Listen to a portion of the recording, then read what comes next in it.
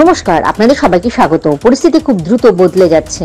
ভারতের প্রতিরক্ষা বাহিনীর সর্বাধিনায়ক জেনারেল অনিল চৌহান বলেছেন, প্রতিবেশী দেশগুলিতে অস্থিতিশীলতা তার দেশের জন্য উদ্বেগের বিষয়। তার এই মন্তব্য এমন এক সময় এলো যখন বাংলাদেশের এক ধরনের রাজনৈতিক অস্থিরতা চলছে। ভারতীয় সংবাদ মাধ্যম টেলিগ্রাফ ইন্ডিয়ার প্রতিবেদন এই তথ্য জানা গিয়েছে। গতকাল বৃহস্পতিবার ভারতের রাজধানী নয়াদিল্লিতে দেশটির ব্যবসায়ীদের সংগঠন FICCI আয়োজিত এক সম্মেলনে অনিল চৌহান এই কথা বলেন। অনিল চৌহান বলেন, জম্মু কাশ্মীরে পাকিস্তানের প্রক্সি যুদ্ধ, যেটির হঠাৎ বাড়বাড়ন্ত আমরা পীর পাঞ্জালের দক্ষিণে দেখতে পাচ্ছি, এবং চীনের সঙ্গে দীর্ঘায়িত সীমান্ত বিরোধ ভারতের দুটি প্রধান নিরাপত্তা চ্যালেঞ্জ। আমাদের প্রতিবেশী দেশগুলিতে অস্থিতিশীলতা আমাদের জাতির জন্য আরেকটি উদ্বেগের কারণ। বৈশ্বিক ভূরাজনীতি বর্তমানে নিরন্তর পরিবর্তনের মধ্যে দিয়ে যাচ্ছে। উল্লেখ করে অনিল চৌহান বলেন, আমি বিশ্বাস করি যে আমরা বৈশ্বিক অস্থিতিশীলতার এক যুগের মধ্যে দিয়ে যাচ্ছি।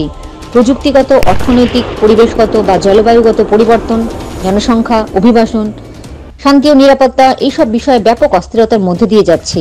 অনিল চৌহান বলেন, বৈশ্বিক নিরাপত্তা পরিবেশ আসলে দুটি বড় যুদ্ধের কারণে পরিবর্তিত হয়েছে, যা কেবল তীব্রই নয়, একই সঙ্গে ব্যাপক সময়ের জন্য দীর্ঘায়িত হয়েছে।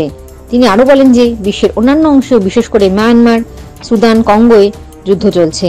লিবিয়া, সিরিয়া, ইয়েমেন, আর্মেনিয়ার যুদ্ধ হয়তো আপাতত মিটে গেছে, কিন্তু শান্তি বা স্থায়ী শান্তি এখনো অধরা।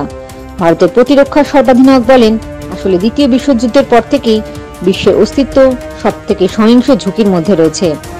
পরিস্থিতি যা, তাতে ভারতকে সবকিছু কড়াভাবে মোকাবিলা করতে হবে আগামী সময়ে। জয় হিন্দ, জয় জওয়ান, জয় কিষান।